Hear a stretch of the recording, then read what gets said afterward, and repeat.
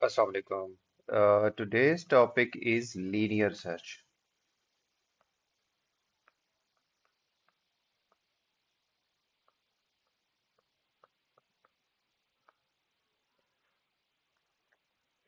Basically, it is used to search if a value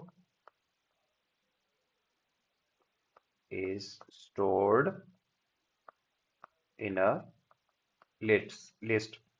Let's say this is the list, and I can put a few general values, कुछ भी हो सकती हैं values ये, और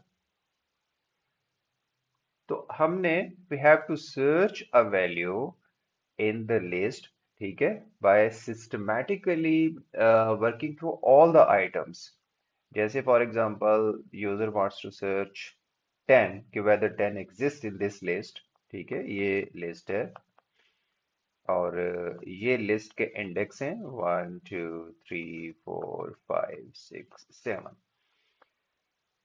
तो this will be compared, okay, in turn, starting from the first value, और फिर इसी तरह सेकंड थर्ड फोर्थ, और अगर यहाँ पे उसको लिस्ट में मिल जाता है तो लूप शुड ब्रेक, और ये साथ ही डिस्प्ले कर दे कि okay the value has been found. Okay, तो इसमें लीनियर सर्च में तो ईच वैल्यू इज इंस्पेक्टेड, ठीक है, in turn.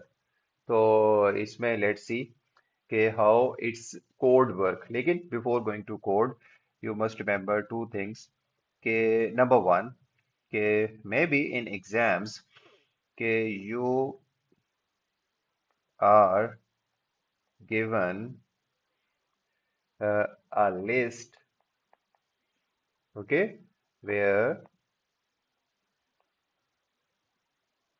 values have been stored। Examiner कह सकता है ओके जी ये एक लिस्ट है, ओके इसके अंदर ऑलरेडी वैल्यू स्टोर्ड हैं, आपने सिर्फ देखना है कि whether the value is present in the list. Yes है तो ओके फाउंड प्रिंट कर दो, नहीं है तो कह दो नॉट फाउंड। दूसरी ये हो सकती है, मे बी समटाइम्स कहेगी कि input and store values and then search, ठीक है। भाई अब खुद से आप वैल्यू इनपुट भी करवाओ और उसके बाद यूजर से कहो हाँ जी कि सर्च करो। सो इन दोनों में से, दोनों नहीं पूछेगा, इसमें से एक ऑप्शन आपको दी होगी। So you have to read the question carefully, ठीक है, ओके। अब फर्स्ट केस में तो हम ऑलरेडी मेरी दूसरी वीडियो में मैंने आपको बता चुका हूँ कि how to, sorry the second point, कि how to store the values in an array, ठीक है। तो अभी हम विदाउट स्टोरिंग हम एज्यूम कर रहे हैं कि the values are already stored in an array. Okay, let's write its code now, ठीक है। तो कोड के लिए देखें, पहले आपके पास एज्यूम करें कि ये लिस्ट है, अवेलेबल है, और आपने ये एक वैल्यू है, it's a single value that is being searched. तो यहां से आपको आइडिया होना चाहिए कि ये जो इनपुट हम लेंगे that should be outside the loop because it's a single value and you are going to search this value inside the list, ठीक है, okay. Let's move towards the code. User से कहें जी कि ओके एंटर करो। This is basically a prompt for the user के okay enter any number to search, okay.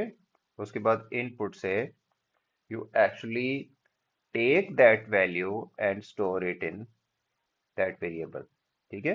तो अभी मैं कोई डिक्लेयर नहीं कर रहा, डिक्लेयर के लिए भी और एरेस में स्टोर करने के लिए भी, वेरिएबल के डिक्लेरेशन के लिए मेरी दूसरी वीडियो अवेलेबल है, वो आप देख सकते हैं, ठीक है, ओके। ये वैल्यू ले ली और इसमें हमारे पास एक हमें बुलियन वेरिएबल की जरूरत पड़ेगी, और वो है जी फाउंड। और आपको पता है बुलियन में it can only store true और फॉल्स। सो हम इसको इनिशियलाइज कर रहे हैं एट द स्टार्ट कि ओके, मैं इसका मीनिंग आपको बाद में बताऊंगा कि ये इनिशियलाइज करने का क्या मीनिंग है। ठीक है। ओके। अब हम साथ ही एक हमें काउंटर भी चाहिए होगा, बिकॉज मैं साथ एक डायग्राम भी बनाता हूँ ताकि सो that you can relate it with ये सर्टन एक लिस्ट है, उसका नेम भी आपको गिवन होगा। कभी नाम कह देता है, लिस्ट कह देता है, मार्क्स कह देता है, कोई मसला नहीं है। ठीक है, जो मर्जी नेम दे, लेकिन लॉजिक उसकी सेम रहेगी। ठीक है। यहाँ पे साथ उसका इंडेक्स होता है, 1 2 3 4 5 6 7, वट एवर, 100 दे, 50 दे, 10 दे, जितनी भी दे वो आपका इंडेक्स वहां तक चलेगा। ठीक है। एज्यूम कर लें ये लिस्ट 50 तक है। ठीक है। ओके। और इसके अंदर कुछ वैल्यूज पड़ी हुई है।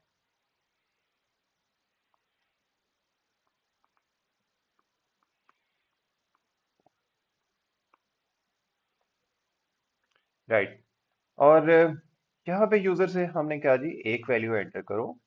अच्छा, यूजर ने नम में कोई एक वैल्यू एंटर कर दी, एज्यूम कर लें यूजर ने एंटर किया है 35। ठीक है। अब हम एक लूप स्टार्ट करेंगे और इस वैल्यू को वन बाय वन कंपैरिजन करना स्टार्ट करेंगे। ठीक है। इसके लिए हमें एक काउंटर चाहिए होगा। काउंटर मीन्स के एक यहाँ पे काउंटर चाहिए जो कि इंट को रिप्रेजेंट कर रहा है, जो कि टोटल वह साथ साथ काउंट करेगा कि जी के क्या हम at the end of the array starting from first के एंड पे पहुंच चुके हैं सर्च करते हुए या नहीं। और हर वैल्यू को उठाने के लिए हमें ये इंडेक्स बहुत जरूरी होता है। काउंटर भी कह सकते हैं, इंडेक्स भी कह सकते हैं। ठीक है। ओके। तो इसको शुरू में हम कर देते हैं जी कि वन। वन मीन्स कि हमने फर्स्ट वैल्यू से स्टार्ट करना है। ठीक है। तो लिस्ट वन का मतलब ये है कि हम इस वैल्यू की बात कर रहे हैं। ठीक है। अगर लिस्ट टू की बात करेगा तो दैट मीन्स कि हम 30 की बात कर रहे हैं। ओके। अब हम रिपीट की एक लूप स्टार्ट कर रहे हैं। Okay. So now let's start the comparison के if the number which we have entered is equal to this list C। Okay. ये सी का भी अभी आपको मीनिंग पता चल जाएगा कि ये हम क्यों लिख रहे हैं। ठीक है। और साथ ही लिखते हैं जी कि then found equal to true।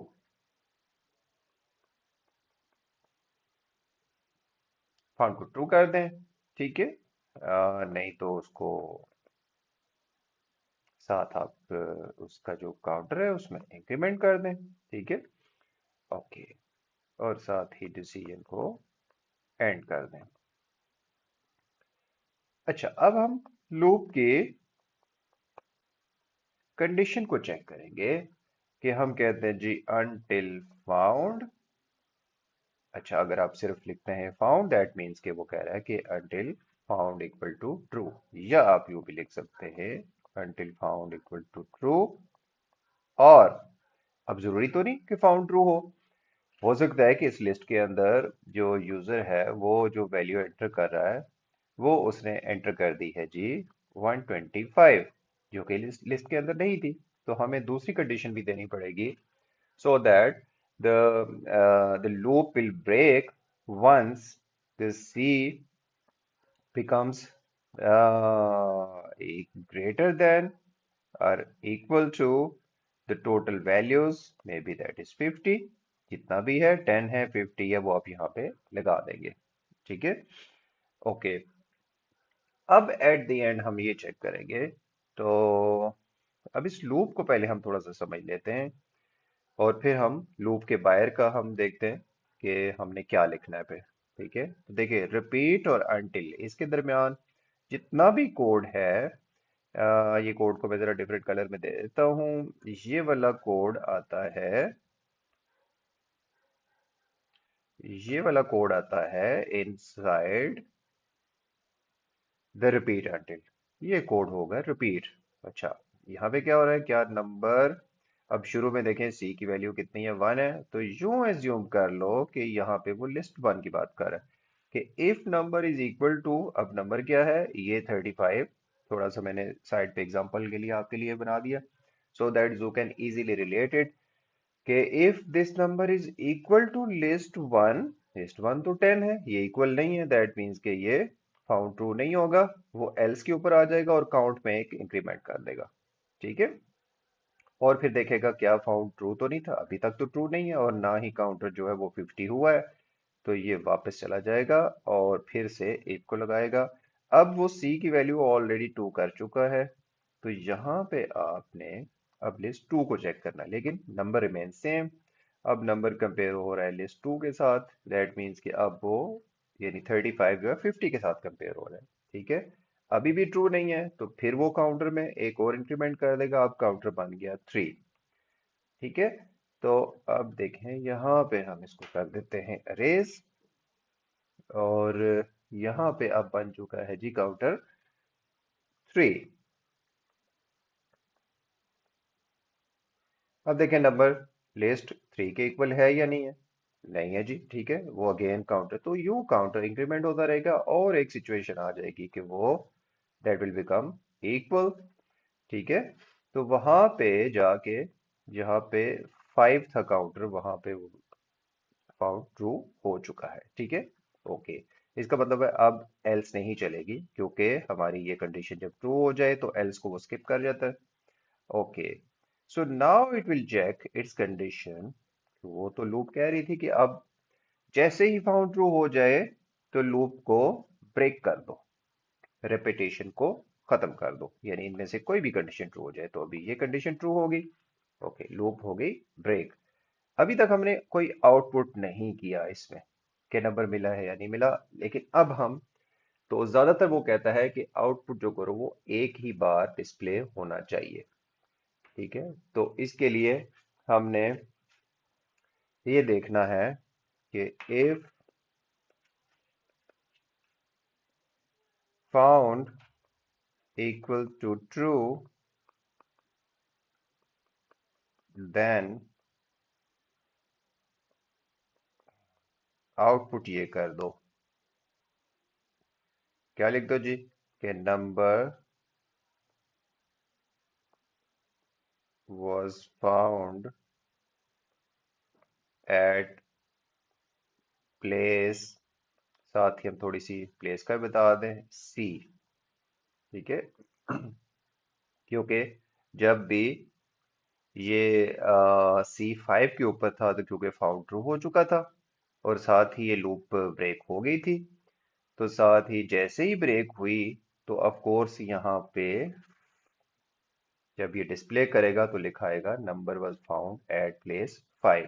ठीक है, ओके, तो साथ ही हम एल्स का भी बताते हैं कि जरूरी तो नहीं कि फाउंड ट्रू हुआ हो। ठीक है, हो सकता है कि यूजर 125 सर्च कर रहा हो, वो तो लिस्ट के अंदर है ही नहीं है, तो फिर तो लूप ब्रेक जो हुई है वो दूसरी कंडीशन के ऊपर हुई है, क्योंकि वो 50th नंबर तक पहुंच गया लेकिन उसको मिला नहीं। ओके, लेकिन फाउंड ट्रू नहीं हुआ, फाउंड तो फॉल्स ही रहा। तो अब साथ ही आउटपुट ये कर दो एल्स में,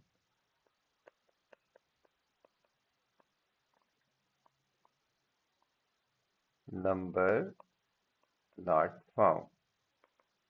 okay, and if, that's it जी। ये आपने जो सीखा ये था लीनियर